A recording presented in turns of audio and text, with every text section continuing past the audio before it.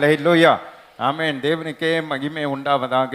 வாசிங்க. இன்னைக்கு செய்தி என்னன்னா சங்கீதம் 119 105. உம்முடைய வசனம் என் கால்களுக்கு தீபமும் என் பாதைக்கு வெளிச்சமாய் இருக்கிறது. ஆமென். அவங்கள ரட்சிப்புல நடத்தின வசனமே இதுதான். அவங்க சொன்னாங்க பாத்தீங்களா, இந்த வசனம் எனக்கு அதான் ஆண்டவர் நமக்கு வெளிப்படுத்தி இருக்கார் பாருங்க. கிருபையினாலே கர்த்தர் நமக்கு அதை அவங்கள சந்தோஷப்படுத்தும்படி உற்சாகப்படுத்தும்படி அந்த வசனத்தை கொடுத்திருக்கார் பாருங்க. ஆவியானவர் ஒருவரே. ஹல்லேலூயா. பாருங்க, அழகான அந்த வசனம் சொல்லுது. வசனம் என்னவா தாவீது சொல்றாரு. மறுபடியும் அந்த வசனத்தை வாசிங்க. உம்முடைய வசனம் என் கால்களுக்கு தீபம். ஆண்டவருடைய வசனம் தாவீது சொல்றாரு, என் கால்களுக்கு தீபமும் என் பாதைக்கு வெளிச்சமாய். பாதைக்கு அது வெளிச்சங்கிறார். ஹல்லேலூயா. இதுல இருந்து நம்ம எதை பார்க்க முடிகிறதுன்னு சொன்னா, தாவீதினுடைய அந்த அனுபவத்தை அவர் வெளிப்படுத்துகிறார். இப்போ வசனத்தை நாம் அப்படி பயன்படுத்தினது இல்லை, அதனால நம்ம சொல்றதே கிடையாது. ஏன்னா நமக்கு தான் பைபிள் படித்தாலே தூக்கம் வருது, பைபிள் படிக்கவே பிடிக்க மாட்டேங்குது. ஆனால் தாவீதினுடைய அனுபவத்தை சொல்றார் பாருங்க. இந்த வசனத்தை என் கால்களுக்கு என்னது தீபம்ன்றார், என் பாதைக்கு வெளிச்சம். அப்போ அவருடைய அனுபவத்தை அதில் அவர் சொல்லுகிறார். நமக்கு பிரசங்க நேரம்னாலே நமக்கு என்ன ஆகுது, பிடிக்க மாட்டேங்குது. ஏன் நமக்கு பிடிக்க மாட்டேங்குதுன்னா, நமக்கு அந்த வசனத்தினுடைய அந்த உள் ரகசியம் புரியல. அவர் தாவீது வசனத்தை குறித்து எத்தனை காரியங்கள் சொல்றாரு. தேனிலும் தெளித்தேனிலும் மதுரமானதுன்றார். தேனை கொடுத்தா நல்லா நம்ம சாப்பிட்றோம், ஆனால் இந்த வசனத்தை தேன் மாதிரி நம்ம என்ஜாய் பண்ணுறோமா? இல்லை. ஆனால் அவர் என்ஜாய் பண்ணியிருக்காரு. அவர் வசனத்தை அப்படி என்ஜாய் பண்ணியிருக்கார். வார்த்தையினுடைய மகத்துவங்களை ருசித்து பார்த்திருக்கிறார். வார்த்தை அப்படி என்ஜாய் பண்ணியிருக்கார். ஆனால் அவர் அழகா சொல்றார் பாருங்க, வாழ்க்கையில எல்லா வெற்றிக்கு காரணம் என்னன்னா, இந்த வார்த்தை எனக்கு வெளிச்சமா இருந்ததுன்றார். இதுதான் டார்ச் லைட் மாதிரிங்கிறார். தீபம், அதான் ஒரு தீபமா அது இருந்தது, என் பாதைக்கு வெளிச்சத்தை காண்பித்தது என்றார். இந்த அனுபவத்தை தான் கர்த்தர் நம்முடைய வாழ்க்கையில கொண்டு வர விரும்புகிறார். ஹல்லேலூயா. ஆனால் நமக்கு வசனம் வார்த்தை வேதம் என்று சொன்னால் நம்ம என்ன பண்ணுறோம், முதலாவது சும்மா இப்படி கொடுத்துருந்தாங்க, இப்போ நல்ல ஜிப்பு போட்டு வேற கொடுத்துட்டாங்க. அப்படியே பத்திரமா போய் வச்சுட்டு படிக்கிறதே கிடையாது. திங்கக்கிழமை போய் வச்சுட்டேன்னா ஞாயிற்றுக்கிழமை வச்சா அடுத்த ஞாயிற்றுக்கிழமை என்ன பண்ணுறோம், பைபிளை தேடுறோம், எங்கே இருக்குது எங்கே போச்சுமா, ஒரே கலாட்டம். அதை கண்டுபிடிக்கிறதே நம்ம ரொம்ப கஷ்டம். ஆனால் ஆண்டவர் சொல்லார், வேத வசனத்தை தேடி வாசியுங்கள்ன்றார். இப்போ நம்ம பைபிளை தேடிட்டு இருக்கிறோம், பைபிள் வசனத்தை தேடுறது இல்லை. பைபிள் எங்கே இருக்குது, பைபிள் எங்கே இருக்குன்ட்டு வீட்டில் தேடுகிற இருக்கிறோமே தவிர அதை திறந்து நம்ம வாசிக்காததுனால அதில் எப்படிப்பட்ட மகத்துவமான காரியங்கள் இந்த வேதத்தில் இருக்கிறது என்பதை நாம் உணர முடியல. சகோதரி சாட்சி சொன்னாங்க பாருங்க, 1000 வசனங்களை மனப்பாடமாக சொன்னாங்களாம். அந்த வார்த்தை அவர்களை உயர்த்தது பார்த்தீங்களா, அந்த வார்த்தை அவர்களுக்கு ஜீவன். இந்த வார்த்தை தான் நமக்கு ஜீவன், இந்த வார்த்தை தான் நம்மை நடத்துகிறது என்பதை நம்ம புரிந்து கொள்ளணும். நேரம் இல்லாததுனால ஒரு சின்ன உதாரணம் சொல்லிட்டு பாரு, உங்களை உற்சாகப்படுத்தும்படி சொல்லிட்டு பாரு. ஒரு அம்மா, விசுவாசி அம்மா, பாஸ்ட்டுக்கு நைட்டு 12 மணிக்கு ஃபோன் பண்ணிச்சான். என்னை போல ஒரு இலாச்சும் வாய் பாஸ்ட், அவர் பக்கத்திலேயே செல்ஃபோனை வச்சு தூங்குவார். நானும் அப்படி தான், 12 மணி 1 மணிக்கு பண்ணாலும் ஃபோனை எடுப்பேன். 12 மணிக்கு ஃபோன் வருது. என்னன்னா 12 மணிக்கு ஏதோ உடம்பு சரியில்லை போல் இருக்குன்னு சொல்லி ஒரு ஃபோன் எடுத்து, என்னம்மா என்னாச்சு பதறி போய் அவர் ஃபோனை எடுத்தா, மாஸ்டர் ஒன்றும் இல்லை, நீங்கள் காலையில் அந்த சர்ச்சில் பிரசங்கம் பண்ணீங்களே, அந்த பிரசங்கத்தை மறுபடியும் எப்படியே கொஞ்சம் ஆரம்பிங்கன்னு 12 மணிக்கு. ஏம்மா சர்ச்சில் நீ கேட்கலையா? இல்லை பாஸ்டர், நீங்கள் பிரசங்கத்தை ஆரம்பித்தா தான் எனக்கு தூக்கம் வரும், 12 மணி ஆகி தூக்கமே வரல, கொஞ்சம் பிரசங்கத்தை ஆரம்பிங்கன்னுச்சான்.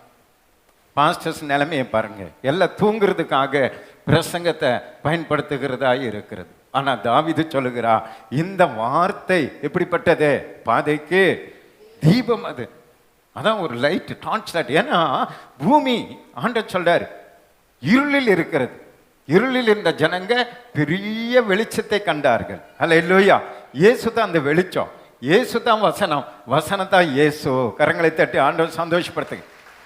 இருளில் வாழ்ந்த ஜனங்க பெரிய வெளிச்சத்தை கண்டார்கள். அந்த வெளிச்சம் தான் பரலோகத்தில் வார்த்தையா இருந்தா மாம்சமாகி பூமிக்கு இயேசு பிறந்தான். ஹல்லேலூயா. அந்த இயேசு மரித்து அடக்கம் பண்ணப்பட்டு மாதாளத்தில் இறங்கி 3ஆம் நாள் உயிரோடு கூட எழுந்து போன அந்த ஆண்டவர் இந்த வேத வசனங்களை நமக்கு தந்து விட்டு போயிருக்கிறார். ஹல்லேலூயா. இதை வாசிங்க, இதை தியானிங்க, இதன்படி நீங்க நடங்க. ஆண்டவர் உங்களை என்ன பண்ணுவார், புல்லுள்ள இடங்களில் மேய்த்து அமர்ந்த தண்ணீர் ரெண்டை கொண்டு போய் விடுவார். என்ன இந்த வசனத்தினுடைய ஆழமான கருத்து என்னன்றது நீங்க புரிந்து கொள்ளுங்க. வசனத்தினுடைய மேன்மையை நம்ம அறிந்து கொள்ளணும். நம்ம வல்லமை பெற்றவங்களா இருக்கலாம், கிருபை பெற்றவங்களா இருக்கலாம், அந்நிய பாஷை பேசுகிறவங்களா இருக்கலாம், வானத்துக்கே பவுலை போல 3ஆம் வானம் வரைக்கும் நம்ம போயிட்டு வர்றவர்களா இருக்கலாம், பேய் பிசாசுகளை துரத்துகிற எல்லாவற்றையும் செய்கிற பலன் உள்ளவர்களா நாம் இருந்தாலும், இந்த வேதம் இல்லாம நம்ம அதெல்லாம் செய்தோன்னு வைங்களேன், அது வேலைக்கு ஆகாது அப்படின்னு ஆண்டவர் சொல்ல. எல்லாமே வேத வசனத்தை கொண்டுதான் நாம் செய்ய வேண்டும் என்று கர்த்தர் விரும்புகிறார். புரிதண்டுகிற அலையிலேயே சொல்லுங்க. அதுக்கு அர்த்தத்தை உங்களுக்கு சொல்ல போறேன். இப்ப இந்த வேத வசனத்தை குறித்து ஆண்டவர் வேதத்துல என்ன சொல்லியிருக்காருன்னா, கர்த்தர் அவருடைய சகல பிரஸ்தாபத்தை பார்க்கிலும் இந்த வேத வசனத்தை என்ன பண்ணி வைத்திருக்கிறாரா, மகிமைப்படுத்தி வைத்திருக்கிறார். அப்படின்னு என்னன்னா, ஆண்டவர் படைத்த சூரியன், சந்திரன், நட்சத்திரங்கள், கோள்கள் எல்லாம் பெருமைக்குரியது. அத்தனையும் ஆண்டவர் ஆச்சரியமா தன் வார்த்தையினால படைத்தா. ஆனா அதெல்லாம் குறித்து ஆண்டவர் என்ன பண்ணலையா, மகிமைப்படுத்தலையா. அதையெல்லாம் ஆண்டவர் மகிமைப்படுத்தல. ஆனா அவர் மகிமைப்படுத்துகிற ஒன்றே ஒன்று என்னன்னா, வேத வசனம். இந்த வேத வசனத்தை தான் கர்த்தர் மகிமைப்படுத்துகிறார். அந்த அளவுக்கு நாம் இதை மகிமைப்படுத்துகிறோமா இல்லையா என்பது தான் இன்றைக்கு நம்ம அறிந்து கொள்ள போகிற ஒரு செய்தி. புரிந்துகிற அலையிலையா சொல்லுங்க. இந்த வார்த்தை தான் ஆண்டவர் சொல்லாரு, நான் உங்களை நியாயம் தீர்க்க வரவில்லை. நல்ல கவனிங்க. இயேசுக்கு இந்த பூமிக்கு வந்தது நம்மள நீ பாவி, நீ துரோகி, நீ தப்பு பண்ற, நீ அப்படி பண்ற, நீ இப்படி பண்ற, அதனால உங்களெல்லாம் நான் நரகத்துக்கு தள்ளுறேன் அப்படின்னு வரலையா. தெளிவா ஆண்டவர் சொல்றார், நான் உங்களை நியாயம் தீர்க்க வரல, நானும் உங்களை ரட்சிக்க வந்தேன். எப்படிப்பட்ட பாவியா இருந்தாலோ, உன் பாவம் சிவேரென்றிருந்தாலோ அதை பஞ்சை போல் வெண்மையாக்கி, உறைந்த பனியை போல வெண்மையாக்கி, உன்னை பரிசுத்தப்படுத்தி என்னுடைய மனவாட்டியாய் உன்னை மாற்றி என் தகப்பனாகிய பிதாவுக்கு முன்பாக உன்னை கொண்டு போய் நிறுத்துவதற்கு தான் இந்த உலகத்துக்கு நான் வந்தேன்னு சொல்லி அவருடைய திட்டத்தை தெளிவா சொல்லிட்டார். அப்ப நம்மளை நரகத்துக்கு தள்ளுகிறது யாரு? ஏன் நம்ம நரகத்துக்கு போறோம்? ஆண்டவர் இயேசு சொல்லிட்டார், நான் உங்களை நியாயம் தீர்க்கவே மாட்டேன், ஒருத்தனையும் நான் நரகத்துக்கு நான் தள்ள மாட்டேன். என்னுடைய சித்தமே ஒருவராக கெட்டு போகக்கூடாது, எல்லாரும் ரட்சிக்கப்பட வேண்டும் என்பதே தேவனுடைய சித்தமாய் இருக்கிறது. அப்ப ஏன் ஒரு மனுஷன் நரகத்துக்கு போறான்? ஏன் ஒரு மனுஷன் அக்னியில தள்ளப்படுகிறான்? அப்படின்னா இயேசு சொல்றாரு, உங்க கருத்துல இருக்கிற வேத வசனமே உங்களை நியாயம் தீர்க்கும். வசனத்துக்கு கீழ்ப்படியாததுனால தான், வசனத்தை நம்ம தியானிக்காததுனால, வசனத்தின்படி நடக்காத மனிதர்கள் தான் நரகத்துக்கு தள்ளப்படுவாங்களே தவிர, வசனத்தின் படி நடக்கிற யாரும் நரகத்துக்கு போக மாட்டாங்க. கரங்களை தட்டி ஆண்டவர் சந்தோஷப்படுத்த. புரியுதுன்ற ஒரு அலையிலையா சொல்ல. அப்ப நம்ம இயேசு நமக்குள்ளேயே இருந்தாலும், அற்புதங்களை அதிசயங்களை நம்ம செய்தாலும், இந்த வசனத்தின்படி நம்ம நடக்கலைன்னு வைங்களேன், எங்க போக முடியாது? பரலோகம் போக முடியாது. அதனால தான் இயேசு தெளிவா சொல்லிட்டார். வாசிங்களே, மத்தேயு 7ஆம் அதிகாரம் 21 - 25 வரைக்கும் வாசிங்க. ஏன் இந்த வசனத்தை நம்ம கீழ்ப்படியணும் அப்படிங்கிறது அங்க தெளிவா சொல்றாரு பாருங்க. 7 21 - 25. பரலோகத்தில் இருக்கிற என் பிதாவின் சித்தத்தின்படி செய்கிறவனே பரலோக ராஜ்யத்தில் பிரவேசிப்பானே அல்லாமல், என்னை நோக்கி கர்த்தாவே கர்த்தாவே என்று சொல்லுகிறவன் அதில் பிரவேசிப்பதில்லை. பாத்தீங்களா? ஆண்டவருடைய சித்தத்தின்படி செய்யணும். இயேசுவை பார்த்து கர்த்தாவே கர்த்தாவேன்னு சொன்னா தெரியாது. என்ன சொல்றாரு பாருங்க. அந்நாளில் அநேகர் என்னை நோக்கி கர்த்தாவே கர்த்தாவே, கடைசி நாட்கள்ல நிறைய பேர் ஆண்டவரை பார்த்து கர்த்தாவே கர்த்தாவே உமது நாமத்தினாலே தீர்க்க தரிசனம் உரைத்தோம். பாத்தீங்களா? அப்போ ஒரு மனுஷன் வசனத்தை வாசிக்காம என்ன சொல்ல முடியும்? ஹலோ, இருக்கீங்களா? இருக்கிறேன்னு ஒரு அலையில சொல்லுங்க. பொய் தீர்க்க தரிசனமா, உண்மையான தீர்க்க தரிசனமா? உண்மையான தீர்க்க தரிசனம். வசனம் படிக்கல, வசனத்தை தியானிக்கல, வசனத்தின்படி நடக்கல ஒரு ஊழியக்காரன், ஆனால் உங்களுக்கு கரெக்டாக தீர்க்க தரிசனம் சொல்லுவாங்க. அதனால இவங்க தைரியமாக ஆண்டர்கிட்ட கேட்குறாங்க, ஆண்டரே உங்கள் பேரில் நாங்கள் என்னத்தை சொன்னோம்? தீர்க்க தரிசனம் சொன்னமே, உமது நாமத்தினாலே பிசாசுகளை துரத்தினோம் அல்லவா? வசனமே படிக்காம யாரை துரத்தலாம்? பிசாசை துரத்தலாம். ஏன்னா உங்களுக்குள்ள அந்த அபிஷேகத்தை கர்த்தர் வைத்திருக்கிறார். நீங்கள் அபிஷேகம் பெறும்போது பேயை துரத்துகிற வல்லமை உங்களுக்குள்ளே இருக்குது. ஆனாலே நீங்கள் பைபிளே படிக்கலைனாலும் நீங்கள் உங்களுக்குள்ளே பெற்றுக்கொண்ட அந்த பரிசுத்த ஆவியானவர் என்ன பண்ணுவார்? நீங்கள் ஜெபம் பண்ண பேயை துரத்திடுவார். ஆனால் நாம் என்ன நினைக்கிறோம், நம்ம ஜெபம் பண்ணும்போது பேய் ஓடுது, அதனால் நம்ம பரலோகத்துக்கு போயிடுவோம். ஏன்னா இயேசு வேறு அது சொல்லியிருக்காரு. சீசருக்கு வந்து சொன்னாங்க, ஆண்டவரே நாங்கள் ஜெபம் பண்ணால் பேயெல்லாம் ஓடுது அப்படின்னு சொன்னாங்க. இயேசு சொன்னார், டேய் பேய் ஓடுதுன்னு சந்தோஷப்படாதீங்க, உங்கள் பேர் பரலோகத்தில் ஜீவ புஸ்தகத்தில் எழுதியிருக்குதுன்னு சந்தோஷப்படுங்கன்னாரா. அப்படி நம்ம தப்பாக புரிந்து கொள்கிறோம். ஆனால் இங்கே இவங்களுடைய கதி என்ன பாருங்க, உங்கள் நாமத்தினால பேயை நாங்கள் துரத்தணுமே, உமது நாமத்தினாலே அநேக அற்புதங்களை செய்தோம் அல்லவா பார்த்தீங்களா, என்பார்கள். வசனமே படிக்கல, ஆனால் என்ன நடக்குது? அதான் என்றைக்குமே தீர்க்க தரிசனம் அற்புதம் இதெல்லாம் நம்ம வாழ்க்கையில் நடக்குதுன்னா அதை வச்சு நான் பரலோகத்துக்கு போயிடுவேன்னு நம்ம ஏமாந்துடக்கூடாது. அல்லேலூயா. நம்ம வாழ்க்கையில் அற்புதம் நடக்கிறதுனால நம்ம பரலோகத்துக்கு போயிடுவேன்னு நினைக்கக்கூடாது. இப்போ 10 வருஷத்துக்கு அப்புறம் எங்களுக்கு குழந்தை பிறந்திருக்குதுன்னா ஆண்டவர் கொடுத்தாரு, ஆண்டவர் நேசித்தார், அதனால் நாங்கள் எங்கே போக முடியாது, பரலோகத்துக்கு போக முடியாது. அங்கே போய்ட்டு ஆண்டவரே 10 வருஷம் நான் குழந்தை இல்லாமல் இருந்தேன், நீங்கள் தானே எனக்கு கொடுத்தீங்க, இப்போ நரகத்துக்கு போக சொல்கிறீங்கன்னா அடுத்தது அதுக்கு பதில் சொல்வார் பாருங்க. அப்பொழுது நான் ஒரு காலம் உங்களை அறியவில்லை, அக்கிரம செய்கைக்காரரே என்னை விட்டு அகன்று போங்கள் என்று அவர்களுக்கு சொல்லுவேன். இதனால நிறைய பேர் என்ன நினைச்சுக்கிறாங்கன்னா தப்பா பிரசங்கம் பண்ணுவாங்க. அப்போ பேய் ஓட்டுறது, தீர்க்க தரிசனம் சொல்றது, ஆண்டவருக்கு இப்படி எல்லாம் செய்யறது வந்து இயேசு அக்கிரம செய்கைக்காரன்னு சொல்லிட்டாங்க. அதனால இந்த பேர் கிறிஸ்தவ சபைகள் இருக்கு பாருங்க, அவங்க பெந்தக சபையான நம்மளை அக்கிரம செய்கைக்காரன்னுவாங்க. இந்த வசனத்தை வச்சு பாருங்க, ஆண்டவரே சொல்லிட்டாரு, நீங்களாம் யாரு அக்கிரம நீங்கள பேய் ஓட்டுறீங்க, பிசாசு ஓட்டுறீங்க, தீர்க்க தரிசனம் சொன்னது. அந்த அதனுடைய அர்த்தம் அது கிடையாது, புரிந்து கொள்ளுங்க. இந்த அர்த்தம் அது கிடையாது. இது எல்லாம் நம்ம செய்யணும், ஆனா எந்த அடிப்படையில் செய்யணும்னு அடுத்த வசனத்துல சொல்றாரு பாருங்க. ஆகையால் நான் சொல்லிய இந்த வார்த்தைகளை பாத்தீங்களா, நான் சொல்லிய இந்த வார்த்தைகளை கேட்டு இவைகளின்படி செய்கிறவன் இவைகள் படி பேய் துரத்தணும். முதல்ல வசனத்தில் நம்ம பலப்படணும், வசனத்துக்கு கீழ்ப்படினோம், வசனத்தின்படி நடந்து பரலோக பிள்ளைகளாய் பூமியில் நம்ம வாழ்ந்து, அந்த ரூட் வேற இந்த ரூட் வேற தெரிஞ்சுக்கங்க. ஊழியத்தில் பரலோகத்துக்கு போகிற வழியே வேற, இங்கே ஊழியம் செய்கிற வழி வேற. இங்கே நீங்கள் வசனமே படிக்காமல் நீங்கள் ஊழியம் செய்யலாம், பெய்ய துரத்தலாம், எல்லாம் பண்ணலாம். அதை வைத்து நம்ம பரலோகம் போயிடுவோம், நீ கணக்கு போட்டுறாத அப்படின்னு ஆண்டவர் சொல்றாரு. என்ன சொல்றாரு? பேய் ஓட்டு, தீர்க்க தரிசனம் சொல்லு, ஆத்மா அதை பண்ணு, சபை நடத்து, எல்லாம் சந்தோஷம். ஆனா நான் சொல்லிய இந்த வார்த்தையின்படி நீ நடக்கிறையா? வார்த்தையின்படி அதான் தாவீது சொல்றாரு, ஆண்டவரே நான் உம்முடைய வார்த்தையின் மேல நிக்கிறேன்னு. அதான் தாவீதினுடைய வார்த்தையினுடைய அனுபவம். அவன் எல்லாம் இருந்தாலும் ஃபஸ்ட்டு எதுக்கு அவன் முக்கியத்துவம் கொடுக்குறான்னா ஆண்டவருடைய வேத வசனத்துக்கு. பைபிள் தான் நின்று அது மேலே தான் நான் நிற்கிறேன், வார்த்தையில் நிற்கிறேன் அப்படின்னு சொல்றது நம்ம பார்க்குறோம். இங்கே ஆண்டவர் அது தான் சொல்கிறாரு. ஆகையால் நான் சொல்லி இந்த வார்த்தைகளை கேட்டு இவைகளின்படி செய்கிறன் எவனோ அவனை கண்மலையின் மேல் தன் வீட்டை கட்டின புத்தியுள்ள மனுஷனுக்கு ஒப்பிடுவேன். கண்மலை யாரு? இயேசு. இயேசுகிட்டின் மேலே உங்கள் வீட்டை நீங்கள் கட்டி இருக்கிறீங்கன்னா நீங்கள் எதன்படி நடக்கணுன்றாரு? வசனத்தின்படி நடக்கணும், வசனத்தை அனுபவமாக்கணும், வசனத்தை நீங்கள் ருசித்து பார்க்கணும், தெளி தேனிலும் மதுரமாய் அதை பருகணும். முதல்ல வசனம், பைபிள் படிச்சுட்டு ஜெபம் பண்ணுங்கன்றாரு. நாளிலேயே சொல்லுங்களேன், வேதம் சொல்லுகிறது, வேதத்தை விளக்குகிறவனுடைய ஜெபம் எனக்கு எப்படி இருக்கு? அருவருப்புங்கிறார். அதனால தான் பைபிளை படிச்சுட்டு தான் ஜெபம் பண்ணணும். பைபிளே படிக்காமல் ஜெபம் பண்ணக்கூடாது.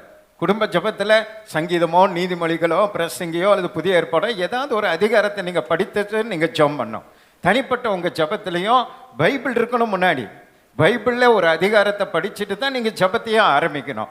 பைபிளை ஒதுக்கிட்டு பைபிளையே நம்ம ஓரம் கட்டிட்டு பைபிளையே நம்ம கீழ்ப்படியாமல் எத்தனை தான் நீங்கள் ஜெபம் பண்ணாலும் அது வேஸ்ட்டுன்னு ஆண்டவர் சொல்லார். அருவருப்புங்கிறார். வேதத்தை விளக்குகிறவனுடைய ஜெபம் அது எப்படிப்பட்டதா? அருவருப்பு. அப்ப தெரிந்து கொள்ளுங்க, ஆவிக்குரிய வாழ்க்கையில நம்ம எவ்வளவாக உயர்ந்து அற்புதங்களை அதிசயங்களை செய்து நாம் பெருமைப்படுத்தி உலகத்தில் நம்ம வாழ்ந்து கொண்டிருக்கலாம். நம்ம வாழ்க்கையில் நிறைய அற்புதங்கள் அதிசயங்கள் நடக்கும்போது நம்ம ஃபேமஸ் ஆயிடுவோம்.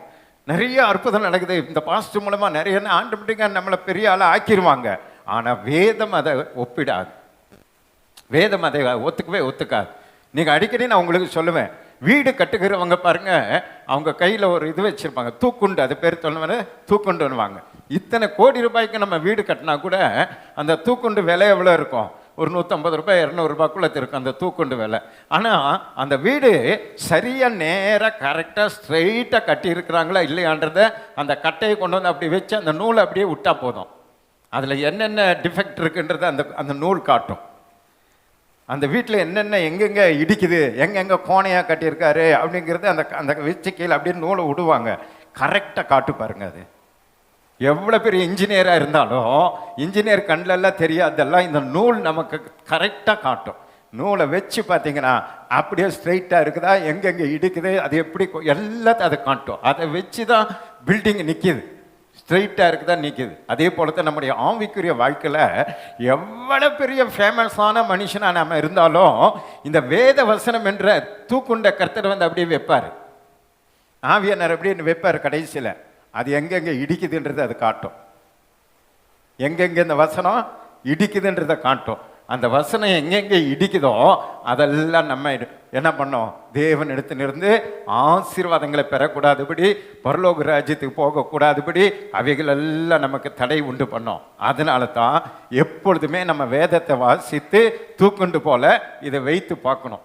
ஒரு வசனம் ஞாபகம் வருது, யாக்கோபு சொல்லியிருப்பாரு, நீங்கள் இந்த வேத வசனத்தில் எப்படி பார்க்கணும், கண்ணாடியில் உங்கள் முகத்தை பார்க்கறது போல நீங்கள் பார்க்கணும். கண்ணாடியில் முகத்தை பார்த்துட்டு வெளியே வந்த நம்ம என்ன பண்ணிடுறோம், மறந்து விடுகிறோம். நம்ம முகத்தை மறந்துடணும். கண்ணாடியில் பார்க்கும்போது தான் தெரியுது, கருப்பா சிகப்பா வெள்ளையான்னு தெரியுது. புரியுது உங்களுக்கு? அது போலத்தான் வேத வசனமும். வேத வசனத்தை வாசிக்காமல் இருக்கிற வரைக்கும் நான் நல்லா தான் இருக்கிறேன், நான் பரிசுத்தமாக தான் இருக்கிறேன், நான் எனக்கிட்ட என்ன தப்பு இருக்கு, என்கிட்ட ஒன்றும் இல்லை அப்படின்னு சொல்லிட்டு மற்றவங்களை தான் குறை சொல்லிட்டு இருப்போம். ஆனால் போய் கண்ணாடிக்கு முன்னாடி அப்படி நின்னாதான் தெரியுது நம்ம கதி எல்லாம் அதில் என்னான்னு புரியுது. யாக்கோபு சொல்றது கண்டுபிடிச்சிங்களா? படிங்க. எண்ணத்தினாலெனில் ஒருவன் திருவசனத்தை கேட்டும் அதன்படி செய்யாதவனானால் கண்ணாடியிலே தன் சுபாவ முகத்தை பார்க்கிற மனுஷனுக்கு ஒப்பாய் இருப்பான். பாத்தீங்களா? கண்ணாடியில முகத்தை பார்க்கிற மனுஷனுக்கு ஒப்பாய் இருப்பான். அடுத்த வசனம், அவன் தன்னைத்தானே கண்ணாடியில பார்த்தோன்னா நல்லா பார்க்கறான். அவ்விடமிட்டு போன உடனே, அங்கிருந்து கண்ணாடியில இருந்து இந்த பக்கம் வந்தோடனே தன் சாயல் இன்னதென்று மறந்து விடுகிறான். கண்ணாடி முன்னாடி போய் நின்னாதான் தெரியுது நமக்கு நரைச்சி போச்சு, சொட்டை விழுந்துருச்சு, மங்கு வந்துருச்சு, அது எல்லாம் தெரியுது. கண்ணாடி விட்டு இந்த பக்கம் வந்துட்டா நான் தான் ஹீரோன்ற நம்ம நினச்சிக்கிறோம். என்ன போல யாரும் எல்லாம் என்ன போல அப்படின்னு நம்ம நினச்சிக்கிறோம். கண்ணாடி முன்னாடி போய் பார்த்தா இந்த மூஞ்சா அப்படின்னு தெரியும். அதே போல தான் வேதத்தை வாசிக்கிற வரைக்கும் நாம் எப்படிப்பட்ட ஆவிக்குரியவர்கள் என்பது நமக்கு புரியவே புரியாது. ஆனால் வேதத்தை நீங்கள் வாசிச்சு பாருங்க, ஆவிக்குரிய வாழ்க்கையில் நம்ம எவ்வளவு கீழே இருக்கிறோன்றது இது நமக்கு சொல்லி காட்டும். கரங்களை தட்டி ஆண்டவர் சந்தோஷப்படுத்து. பிரசங்கம் புரியுதுன்னு ஒரு அலையிலேச்சோம். நம்ம ஆவிக்குரிய லெவலை எவ்வளோன்றதை நீங்கள் கண்டுபிடிக்கணும்னா இந்த கண்ணாடி முன்னாடி போய் நிற்கணும், இதை திறந்து நீங்கள் வாசிக்கணும். அதில் கரெக்டாக அந்த வசனம் நம்மளை சொல்லும், நீ எனக்கு கீழ்ப்படியில, நீ என்ன நீ நீ நீ விரும்பலை, என்ன நான் சொல்கிறது நீ எல்லாம் நம்ம கண்ணாடி நம்ம முகம் அப்படியே தெரியும். ஆனால் நம்ம பிரசங்கத்தை நல்லா கேட்போம். கேட்டுட்டு அந்த பக்கம் போனோன்னே நான் பெரிய ஆள், நான் 30 வருஷம் விசுவாசி, எனக்கு தெரியாத வசனமா 4 வசனம் தெரிஞ்சுட்டு பந்தா காட்டுவோம். அதுதான் நம்முடைய வாழ்க்கை நான் ஆண்டு சொல்கிறேன். ஆனால் நம்ம வாழ்க்கையில் தேவனுடைய பிள்ளைகளே, நம்ம வல்லமை வரங்கள் கிருபைகளை பெற்று ஜப வீரர்களாக எப்படிப்பட்டவர்களாக நாம் இருந்தாலும் வேத வசனத்தின்படி அதை நம்ம தீபமாகவும் நம்முடைய பாதைக்கு வெளிச்சமாகவும் கடைசி வரைக்கும் வசனத்தை பயன்படுத்த வேண்டும் என்பது தான் அந்த தாவீதினுடைய அனுபவத்தை நம்ம பார்க்க முடிகிறது. கரங்களை தட்டி ஆண்டவர் சந்தோஷப்படுத்துங்க. ஒரு நல்ல அபிஷேகம் பெற்று அவனை பயன்படுத்தின ஒரு மனுஷனுடைய தோல்வியை உங்களுக்கு காண்பித்து, வெற்றி பெற்ற ஒரு மனுஷனை காண்பித்து நான் ஜெபம் பண்ண போகிறேன். நியாயாதிபதிகள் 13ஆம் அதிகாரம் 1லேருந்து 5 வரைக்கும் வாசிங்க. இந்த வசனம் என்பது எவ்வளவு முக்கியம், நம்ம ஆவிக்குரிய வாழ்க்கையில் வார்த்தைக்கு நம்ம எப்படி கீழ்ப்படியணும் அப்படிங்கிறத நம்ம பார்க்க போகிறோம். பாருங்க.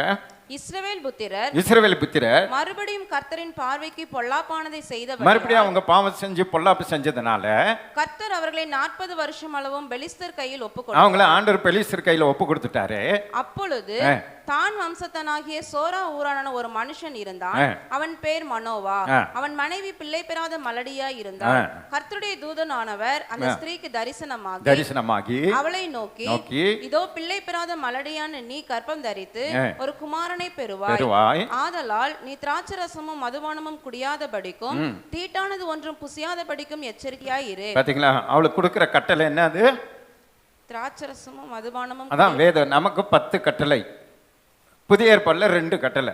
முழு உள்ளத்தோடு முழு ஆத்துமோடு முழு பலத்தோடு கர்த்தரிடத்தில் நீ அன்பு கூறுவாயாக, உன்னிடத்தில் நீ அன்பு கூறுவது போல பிற இடத்துல அன்பு. நமக்கு 2 கட்டளை. அதே போல இவளுக்கும் 2 கட்டளை. என்ன கட்டளை? அங்க அழகா சொல்ல பாருங்க, அந்த குழந்தை பிறக்கிற வரைக்கும் நீ மதுபான குடிக்க கூடாது, தீட்டானது ஒன்றும் புசிக்க கூடாது, எச்சரிக்கையாகிறேன்னு சொல்லிட்டார். 5 வரைக்கும் வச்சுங்களா? நீ கர்ப்பம் தரித்து ஒரு குமாரனை பெறுவாய், அவன் தலையின் மேல் சவரகன் கத்தி படல் ஆகாது. அடுத்தது அவனுக்கு அந்த குழந்தைக்கு ஒரு எச்சரிப்பை கொடுக்குறாரு, அந்த குழந்தை மேல என்ன படக்கூடாது? கத்தி படக்கூடாது. இதுதான் அவங்களுக்கு கொடுக்கப்படுகிற வார்த்தை. அந்த பிள்ளை பிறந்தது முதல் தேவனுக்கென்று நசரேயனாய் இருப்பான். அவன் நசரேயனாய் இருப்பான். அவன் இஸ்ரவேலை பெலிஸ்தரின் கைக்கு நீங்களாக்கி ரட்சிக்க தொடங்குவான். ஆமென். இப்போ இந்த இஸ்ரவேலர்களை 40 வருஷம் அடிமையா இருக்கிற இவங்களை ரட்சிப்பதற்கு ஒரு இயேசுவை போல ஒரு சாயல அவனை நான் உண்டாக்குறேன். அவன் தலையில கத்தி படக்கூடாது, அவன் பிறக்கிற வரைக்கும் நீ மதுபானம் குடிக்க கூடாது, திராட்சரசம் குடிக்க கூடாது, எந்த தப்பு பண்ணக்கூடாதுன்றது அவங்களுக்கு கொடுக்குற வார்த்தை. இந்த வார்த்தை அவர் என்ன பண்றாரு பாருங்க, நியாயாதிபதிகள் 14:1 வாசிங்க. இப்ப அந்த வார்த்தைக்கு அந்த சிம்சோன் கீழ்ப்படிந்தானா இல்லையான்றத பாருங்க. சிம்சோன் திம்னாத்துக்கு போய் திம்னாத்திலே பெலிஸ்தரின் குமாரத்திகளில் ஒரு பெண்ணை கண்டு திரும்ப வந்து தன் தாயையும் தகப்பனையும் நோக்கி, திம்னாத்திலே பெலிஸ்தரின் குமாரத்திகளில் ஒரு பெண்ணை கண்டேன். இவன் பாருங்க, இவனை வந்து ஜனங்களை ரட்சிக்கும்படிக்காக கர்த்தர் தெரிந்து கொண்டான். இவன் இப்போ திருமணம் பண்ணுறதுலையும் லவ் பண்ணுறதுலையும் அதுலேயும் இன்ட்ரெஸ்டாக இருக்கிறான். இந்த வாலிப தம்பி தங்கச்சிங்கெல்லாம் கவனிக்கணும். உங்களை கர்த்தர் ஒரு திட்டத்தின்படி அழைத்திருக்கிறார், ஒரு கூட்டத்தை ரட்சிக்கும்படி அழைத்திருக்கிறார், அவருடைய சித்தத்தை நிறைவேற்றும்படி நம்மை அபிஷேகித்திருக்கிறார் என்பதை இவன் புரிந்து கொள்ளாமல் இவன் முதல்ல எதில் இன்ட்ரெஸ்டாக இருக்கிறான்?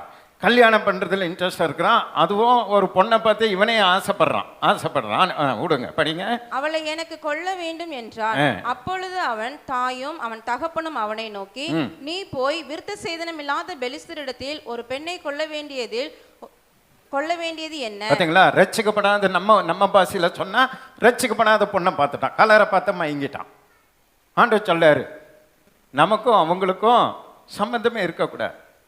இப்போ ரட்சிக்கப்படாத பழைய ஏற்பாடில் வந்து விருத்த சேதனம் பண்ணாதவங்கெல்லாம் ரட்சிக்கப்படாதவங்கன்ற கணக்கு. இப்போ நம்ம வந்து ரட்சிக்கப்பட, இப்போ இவன் அவசரப்பட்டு ரட்சிக்கப்படாத ஒரு பொண்ணை கூட்டிட்டு வந்துட்டு ஊழியம் செய்யலான்னு இவனு திட்டமா தரிசனமா ஆண்டவருடைய வார்த்தைக்கு பயந்து பெற்றெடுத்து வளர்த்தான். இவன் முதல்ல ரட்சிக்கப்படாத ஒன்றை கூட்டிட்டு வந்து கல்யாணம் பண்ணி வைன்ற வழி விலகுகிறான். பார்த்தீங்களா? காரணம் என்னன்னா, அவனுக்கு சொல்லப்பட்ட வார்த்தையின் மேல் அவனுக்கு கவனமே இல்லை. திட்டம் இருக்கு, அவன் மேல தரிசனம் இருக்கு, அவன் மேல கர்த்தர் பெரிய காரியங்களை வைத்திருக்கிறான். ஆனா அந்த திட்டங்களையும் அந்த வார்த்தைகளையும் அந்த வசனங்களையும் இவன் தியானிக்கிறது இல்லை. என்னை எதற்காக ஆண்டவர் அழைத்திருக்கிறார், எனக்கு எதற்கு ரொம்ப நாள் குழந்தை இல்லாம எங்க அம்மா அப்பாவுக்கு என்னை கொடுத்திருக்கிறா, அப்படிப்பட்ட அந்த தரிசனத்துல மறந்துட்டான். இப்போ அவனை குறித்து அவன் இப்போ அவனுடைய சித்தத்தை நிறைவேற்றும்படி அங்க வழி விலகி போறதை நம்ம பார்க்கிறோம். என்ன நடக்குது வாசிங்க. எங்கள் ஜனம் அனைத்திலும் பெண் இல்லையா என்றார்கள்.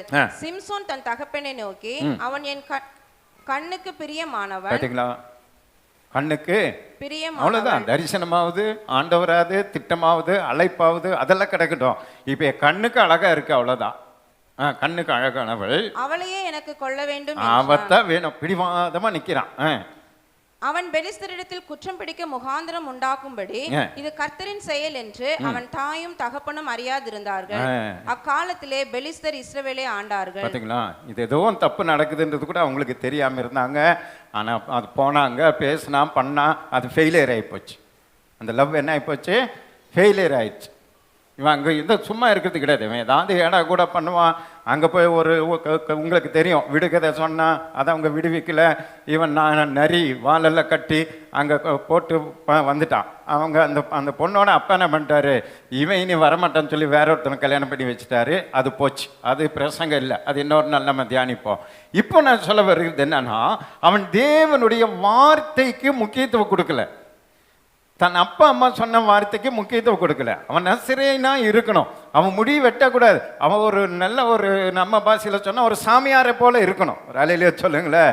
அப்படிப்பட்ட திட்டங்கள் எல்லாம் மறந்து தன் சுய சித்தத்தை அவன் நிறைவேற்றுகிறதுனால அவனுடைய வாழ்க்கையில் நடக்கிறது பாருங்க. நியாயாதிபதிகள் 16:15 வாசிங்க.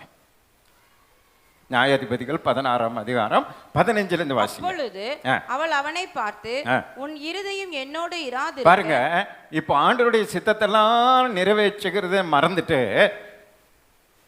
வேசிக்கிட்ட போயிட்டான். கல்யாணம் ஃபெயிலியர், லவ் ஃபெயிலியர் ஆயிடுச்சா. இப்போ மாம்சத்தை இச்சையின்படி ஒரு வேசி விபச்சாரி வீட்டுல போய் அங்க இருக்கிறான். அங்க என்ன நடக்குது பாருங்க. உன் இருதயம் என்னோடு இராதிருக்க உன்னை சிநேகிக்கிறேன் என்று நீ எப்படி சொல்லுகிறாய்? அங்க 3 தடவை ஏமாத்திட்டான் அந்த பொண்ணை. 3 தடவை ஏமாத்திட்டான். என்ன கயிறுல கட்டு, அவங்க வந்தா நம்ம என்ன மாட்டிக்குவேன், அதுல கட்டு இதுல கட்டுனா. அவங்க வந்தாங்கன்னா இவன் அந்த கட்டிலோட ஏந்திரிக்கிறான். அப்படியே பிச்சு போயிடுறான், எல்லாத்தையும் அடிக்கிறான். 3 தடவை ஏமாத்திட்டான். ஆனாலும் அந்த பொண்ணு விடுற மாதிரி இல்லை. ஏன்னா அவன் காசு வாங்கியிருப்பாள்ல. நீ இப்போ நீ என்ன நேசிக்கிறேன்னு பொய் சொல்ற, நீ உண்மையை சொல்லு அப்படின்னு சொல்லும்போது என்ன பண்ணிட்டான் பாருங்க. படிங்க. 3 விசையும் என்னை பிரயாசம் பண்ணினாய் அல்லவா? 3 தடவை நீ கிண்டல் பண்ண. உன்னுடைய மகாபலம் எதனாலே உண்டாயிருக்கிறது என்று, உன்னுடைய மகாபலன் உனக்கு எதனால் உண்டாயிருக்கிறது என்று எனக்கு சொல்லாமல் போனாயே என்று சொல்லி, சொல்லாமல் போனாயே என்று சொல்லி, இப்படி அவனை தினம் தினம் தன் வார்த்தைகளினாலே நெருக்கி அலட்டி கொண்டிருக்கிறான். டெய்லி அவன் என்ன பண்றான், விட மாட்டேங்கிறான். எப்படியோ சொல்லணும் சொல்லணும் சொல்லணும் சொல்லணும்னு. ஆனா அந்த வார்த்தை பாருங்க, அந்த முடியில வல்லமே இல்லை. ஆனால் அந்த முடியை வெட்டக்கூடாதுன்னு ஆண்டவர் சொன்ன வார்த்தையில தான் வல்லமை இருக்கு. கரங்களை தட்டி ஆண்டவர் சந்தோஷப்படுத்துங்க. அதுதான் வார்த்தை முக்கியன்றது ஞாபகம் வைத்துக் கொள்ளுங்க. வார்த்தை முக்கியம். ஏவாள் சாப்பிட்ட பழத்துல வல்லமை கிடையாது, பழத்துல ஒண்ணு கிடையாது. அந்த பழத்தை சாப்பிடக்கூடாதுன்னு ஆண்டவர் சொன்னார் பாருங்க. அந்த வார்த்தையில தான் வல்லமை, கீழ்ப்படிதல். அந்த வசனத்துக்கு கீழ்ப்படிக்கிறதுல தான் வல்லமை, அந்த பொருள்ல இல்லை. அதை செய்யக்கூடாதுன்னா செய்யக்கூடாது. அதான் அடிக்கடி நான் சொல்கிறேன், ஹெல்மெட் போடக்கூடாது அப்படின்னா பிரச்சனையே கிடையாது. ஹெல்மெட் போடாமல் போகலாம். இப்போ ஹெல்மெட் போடணும் அப்படின்னு ஒரு வார்த்தை கவர்மெண்ட்டில் சொல்கிறாங்க பார்த்தீங்களா, அதில் தான் வல்லமை இருக்குது. ஹெல்மெட்டில் ஒன்றும் வல்லமை கிடையாது. அந்த ஹெல்மெட் போடணும் அப்படின்னு சொல்லிட்டாங்கன்னா அவ்வளோதான், போடலைன்னா குற்றம்னு அர்த்தம். இப்போ இங்கே அதுதான், பழத்தை சாப்பிடக்கூடாதுன்னா அந்த வார்த்தைக்கு கீழ்ப்படியணும். இங்கே முடியை வெட்டக்கூடாது அப்படின்னு அவங்க அம்மா கிட்ட சொன்னதை இவங்கிட்ட சொல்லியிருப்பாங்களா, சொல்லியிருக்க மாட்டாங்களா? சொல்லியிருக்கிறாங்க.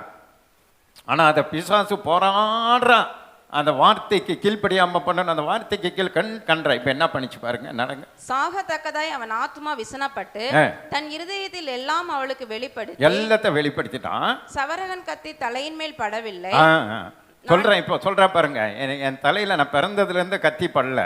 நான் என் தாயின் கர்ப்பத்தில் பிறந்தது முதல், நான் தாயின் கர்ப்பத்தில் பிறந்தது முதல் தேவனுக்கென்று நசரேனானேன். நான் தேவனுக்கென்று நசரேனா இருக்கிறேன். என் தலை சிறைப்பட்டால், என் தலை சிறைப்பட்டால் என் பலம் என்னை விட்டு போம், என் பலம் என்னை விட்டு போகும். அதனாலே நான் பலட்சியமாகி, அதனால நான் ஸ்ட்ரென்த் இல்லாம போயிருவேன், மற்ற எல்லா மனுஷரை போலும் ஆவேன் என்று அவளிடம். சாதாரண மனுஷனா ஆவேன்னு அந்த வார்த்தையை விட்டுட்டான்.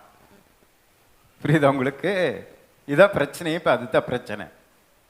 வார்த்தையை விடக்கூடாது, வார்த்தை கீழ்ப்படியணும், அந்த வார்த்தையின் மேலே நிற்கணும். எவ்வளவு பாருங்க, முடி இருக்கும்போது அதே தெளிலால் மடியில தான் இருக்கிறான்.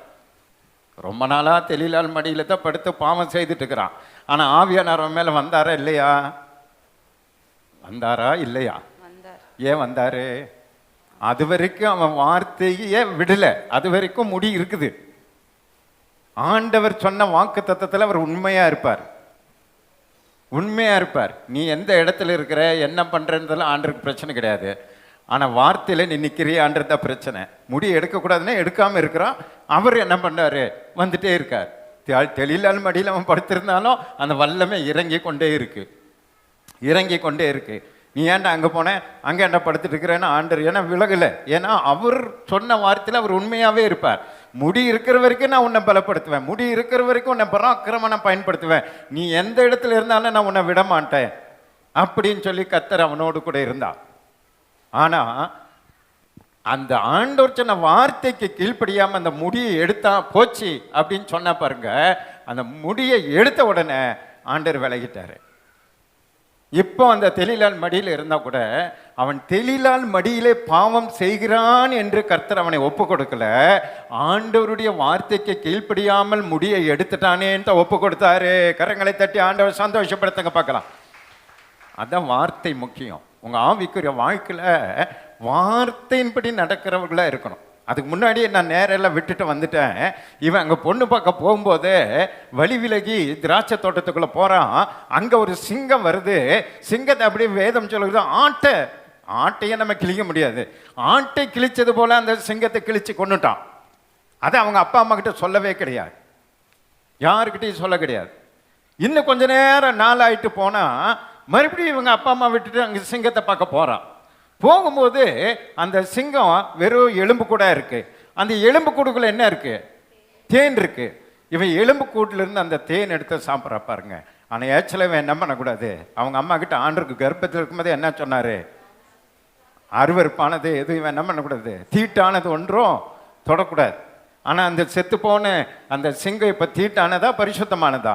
தீட்டானது. வசனத்தை கீழ்ப்படிய மாட்டேங்கிறான்.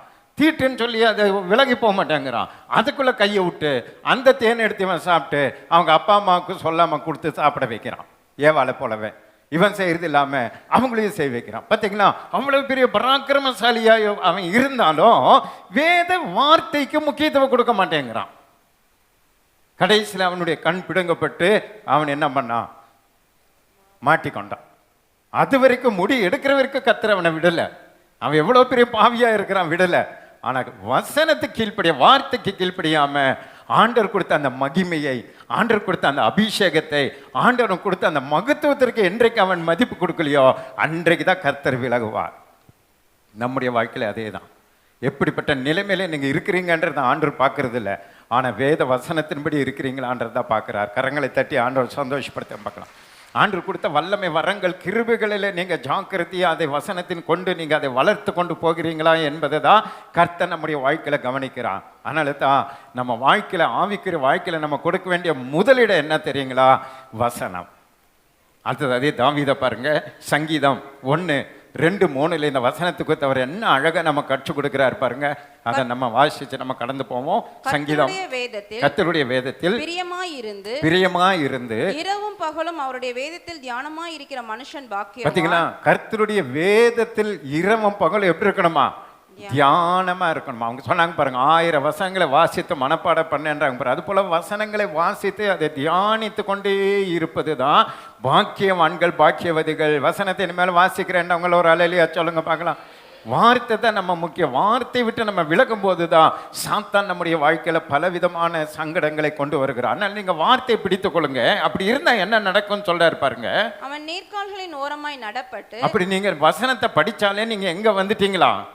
நீர்க்கால்கள் ஓரத்துல நடப்பட்டு தன் காலத்தில் தன் கனியை தந்து இலையுதிராதிருக்கிற மரத்தை. பாத்தீங்களா? உங்க வாழ்க்கையில் ஒரு செழிப்பு வருகிறது பாருங்க.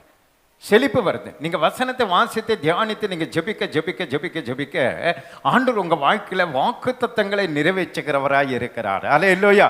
வாலாக்காமல் தலையாக்குவார், கீழாக்காமல் மேலாக்குவார், வலதுபுறம் இடதுபுறம் இடம் கொண்டு பெருகுவீங்க, எல்லாம் உங்க வாழ்க்கையில வரும். ஏன்னு சொன்னா இந்த வார்த்தை என்கிற ஜீவன் உங்களை ஆசீர்வாதத்தை உங்களுக்கு கொண்டு வரும். இந்த வாக்குத்தத்தெல்லாம் உங்க வாழ்க்கையில நிறைவேறும். ஆபிரகாம், ஈசாக்கு, யாக்கோபுடைய ஆசீர்வாத காரணம் என்னன்னா அவங்க வார்த்தைகளுக்கு முக்கியத்துவம் கொடுத்தாங்க. அல்லேலூயா. ஆண்டவருடைய வார்த்தையை முதலிட கொடுத்தாங்க. அவங்க பொருளாதாரத்தில், ஆவிக்குரிய வாழ்க்கையில எல்லாவற்றிலும் கர்த்தர் அவங்களை உயர்த்தி வைத்திருந்தா. அருமையான தேவனுடைய பிள்ளைகளை, நீங்களும் வார்த்தையில நீங்க முன்னேறணும். அதான் பவுல் சொல்லும் போது சொல்றாரு, நீங்கள்லாம் ரட்சிக்கப்பட்ட காலங்களை கணக்கு போட்டா நீங்கள்லாம் யாரா இருக்கணும்? இன்னைக்கு ஹலோ என்ன இருக்கணும்? நீங்கள்லாம் பிரசங்கியாரா இருக்கணும், நீங்கள்லாம் போதகரா இருக்கணும். ஆனா இன்னும் நீங்கள் எப்படி இருக்கிறீங்க? குழந்தைகளா இருக்கிறீங்க. அதனால களங்கம் இல்லாத இந்த நாணப்பாலை நீங்க பருகுங்க. களங்கம் இல்லாத இந்த நாணப்பால் டெய்லி காலையில் ஏந்தி சொன்ன ஒரு டம்ளர் பாலை குடிக்கிறது போல ஒரு அதிகாரத்தை நீங்க குடிச்சு அதை தியானித்து கொண்டிருங்கன்றார். புரிதன ஒரு அலையிலேயே சொல்லுங்க. அதை குடித்து நீங்க தியானிக்கணும். பழைய ஏற்பாடுல நான் எத்தனை முறை உங்களுக்கு சொல்லியிருக்கிறேன், நமக்கு நேரம் இல்லை. சாப்பிடுகிற மிருகங்கள் எல்லாம் லேவிய ராமத்துல ஃபர்ஸ்ட் லிஸ்ட்ல எதுதான் வருது? மாடு தான் வருது. அதை நம்ம ஊரில் அதைத்தான் லாஸ்ட் லிஸ்ட்டில் போட்டு சாப்பிட வேண்டாங்கிறான். ஆனால் ஆண்டவர் ஏன் மாடை சாப்பிட சொன்னாருன்னா, அது புல்ல வேகமாக உள்ளே சாப்பிட்டு ஒரு இடத்துல உட்காந்து மெதுவாக என்ன பண்ணோம்? அசை போடும். அதே போலத்தான் அதை பரிசுத்தம்னாரு. புரியுதா உங்களுக்கு? அது போலத்தான் ஒரு விசுவாசி நேரம் கிடைக்கும் போது நல்ல வசனத்தை வாசித்து எங்கேயாவது உங்களுக்கு நேரம் கிடைக்கும் போது மறுபடியும் மாடு மாதிரி அதை கொண்டு வரணும். இருதயத்திலேருந்து மறுபடியும் நம்ம மைண்டு கொண்டு வந்து காலையில் ஒரு வசனம் படிச்சுமே. இந்த வாரம் வாக்குத்தத்தத்தை அப்படியே சொல்ல இருப்பாருங்க. யாரு சாட்சி சொல்லும் போது அந்த வாக்குத்தத்தை சொன்ன என்ன அழகா சொன்னார். நமக்கு கண்ணு இருந்து கூட காணாதவர்களாக இருக்கிறோம். அவர் கண்ணு தெரியலன்னா கூட அதை மனப்பாடமாக சொன்னார் பாருங்க. அதுதான் தியானம். அந்த வசனத்தை இருதயத்தில் வைத்திருக்காரு பாருங்க. உங்களில் நிறைய பேர் இந்த மாதம் வாக்குத்தத்தை என்னன்னா திருன்னு முழிப்பீங்க. டெய்லி முன்னாடி வந்து என்ன நாங்கள் போடுறோம், ஆனால் அது தெரியாது. மனப்பாடம் பண்ணல, அது போய் வைத்து ஜெபிக்கல. ஆனா அவர் கரெக்டா சொன்னார் பாருங்க. அவர் அது தியானிச்சதுனால அவங்க மகனுக்கு ஒரு அற்புதம் நடந்துச்சு. அல்லேலூயா. அதே தான் நம்முடைய வாழ்க்கையிலும். அது தியானிக்க தியானிக்க தியானிக்க பாருங்க, நீர்க்கால்களில் ஓரமாய் நடப்பட்டு தன் காலத்தில் தன் கனியை தந்து இழுதிராதிருக்கிற மரத்தை போல் இருப்பான். அவன் செய்வதெல்லாம், நீங்க செய்கிற தொழிலெல்லாம் செழிப்பா இருக்கணும், நிறைய கஸ்டமர்ஸ் வரணும், நிறைய ஆசீர்வாதம் வரணும்னா நீங்க முதல்ல அங்க போனோன்னே எதை படிக்கணும்? பைபிளை படிங்க. கோடி கோடியாக ஆண்டவங்களை ஆசீர்வதிப்பான். அடிக்கடி சொல்ல சிஎம்சி சர்ச், சிஎம்சி ஹாஸ்பிட்டலினுடைய ஆசீர்வாதம் அதுதான். அங்கே இருக்கிற அத்தனை டிபார்ட்மெண்ட் ஜனங்களும் ஃபஸ்ட்டு வேலைக்கு போனோன்னே ஒவ்வொரு டிபார்ட்மெண்ட் அங்கே நின்று அதில் ஒரு தலைவர் போட்டுருவாங்க. அவங்க ஒரு சங்கீதமோ ஏதோ ஒன்று படித்து ஒரு சின்ன பாட்டை பாடி ஜெபம் பண்ணிட்டு தான் வேலையை ஆரம்பிப்பாங்க. ஒரு நாளைக்கு 6000 பேஷண்ட் அங்கே வராங்க. ஆசிய கண்டத்தில் பெரிய ஹாஸ்பிட்டல் அது இருக்கு. காரணம் என்ன தெரியுமா? முதலாவது தேவனுடைய ராஜ்யத்தை, அவனுடைய நீதியை தேடுறாங்க. இவைகள் எல்லாம் கூட கொடுக்கப்படுது. நீங்களும் உங்க தொழிலில் போன உடனே ஒரு பைபிளை படிச்சு நல்லா ஜெபம் பண்ணிட்டு தொழிலை நீங்க ஆரம்பிங்க. உங்க வாழ்க்கையில கர்த்தர் இருக்கிற இந்த நிலையிலிருந்து 1000 மடங்கு கர்த்தர் உங்களை பெருக பண்ணுவார். கரங்களை தட்டி ஆண்டவர் சந்தோஷப்படுத்துங்க.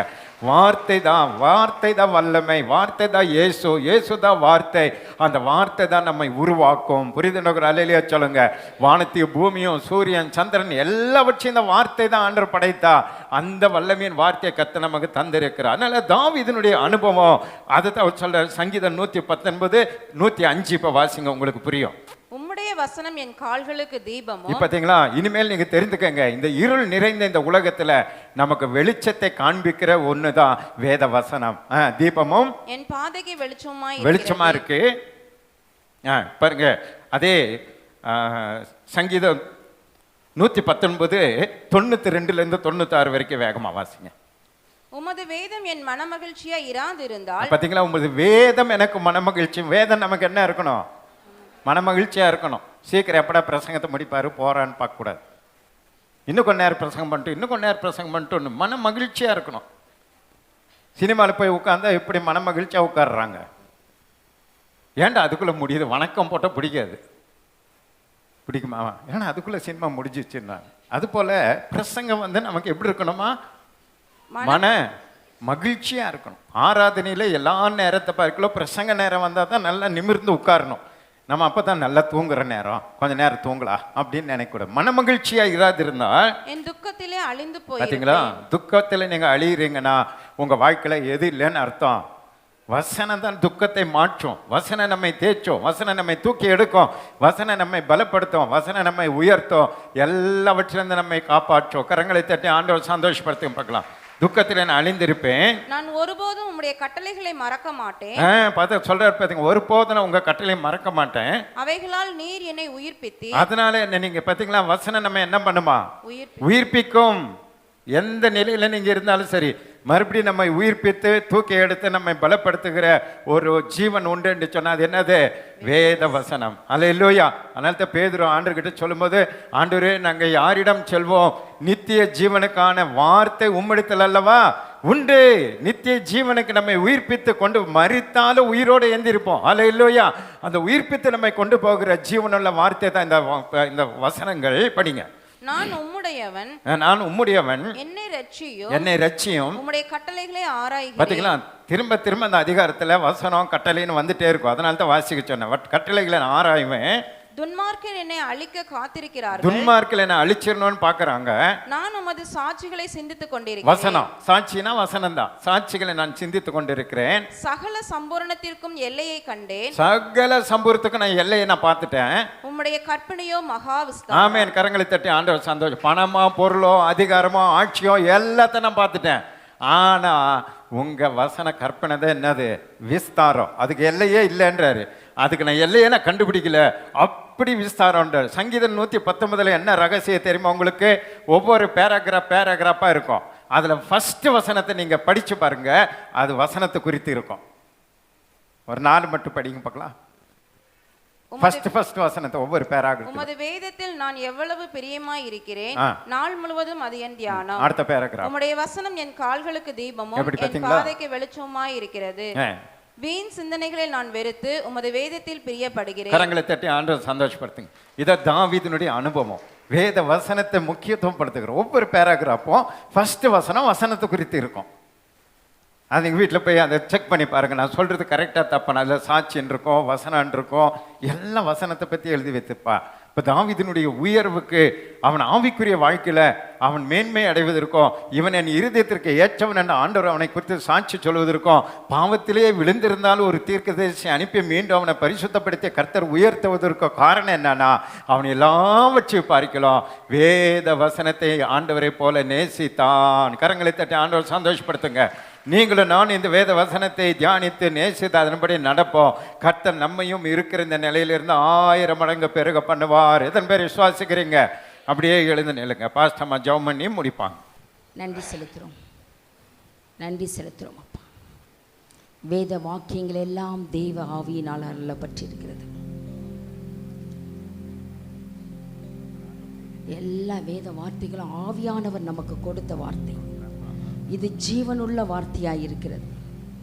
Thank you holy spirit. நன்றி செலுத்துகிறோம் அப்பா, நன்றி செலுத்துகிறோம் ஆண்டவரே. Oh Jesus, Jesus. அதிலே நாம் தேறினவர்களாய் காணப்படணும். எந்த நற்கிரியும் செய்ய அது நமக்கு போதிக்கிறது. அந்த வேத வசனத்தை அன்றாட வாசிக்கும்போது முதலிடம் வேத வசனத்துக்கு கொடு. வார்த்தை வாசிங்க. ஏனென்றால் அதுதான் நம்முடைய பாதைக்கு வெளிச்சமாக இருக்குது, கால்களுக்கு தீபமாக இருக்கிறது. நம்ம ட்ராக் மாற மாட்டோம். வேத வசனத்தை வாசிப்பது மாத்திரமல்ல, அதன்படி நடந்தால் போதும். அதன்படி நடக்க நமக்கு ஆவியானவர் அருள் செய்வார். ஏனென்றால் வேத வாக்கியங்கள் எல்லாம் தேவ ஆவியினால் அருளப்பட்டிருக்கிறது என்று நம்ம வேதத்தில் தீமோத்தேயுவில் வாசிக்கிறோம். எந்த ட்ராக்கு நம்ம மாற மாட்டோம். தேவன் நமக்கு ஆலோசனை சொல்வார். நான் உனக்கு போதித்து நீ நடக்க வேண்டிய வழியை உனக்கு காட்டுவேன். உன்மேல் என் கண்ணை வைத்து உனக்கு ஆலோசனை சொல்லுவேன். ஒவ்வொரு நாளும் இந்த வேத வசனத்தை வாசித்து அதை தியானித்து அதன்படி நடக்கும் பொழுது கர்த்தர் நம்மை நடத்துகிறவராய் இருக்கிறார். ஓ, கோணலானவைகளை நேராக்குகிற தேவன், கரடு முரடானவைகளை சமமாக்குற கர்த்தர் நம்மோடு கூட இருக்கிறார். ஓ தேங்க்யூ ஜீசஸ், ஹல்லேலூயா. அதுதான் நமக்கு தீபம், அதுதான் நம்முடைய பாதைக்கு வெளிச்சம். இந்த உலகத்தில் பாதையை பார்த்தா பயங்கர மோசமான பாதையில் வாழ்ந்து கொண்டு இருக்கிறோம். சோதனைகள், துக்கங்கள், வேதனைகள் பெருகுகின்றதான ஒரு சூழ்நிலையில் வாழ்ந்திருக்கும். சத்ருவின் போராட்டங்கள் நம்மை மேற்கொள்ளத்தக்கதாக அது நம் தலையின் மீது நடந்து கொண்டு இருக்கிறான் சாத்தான்.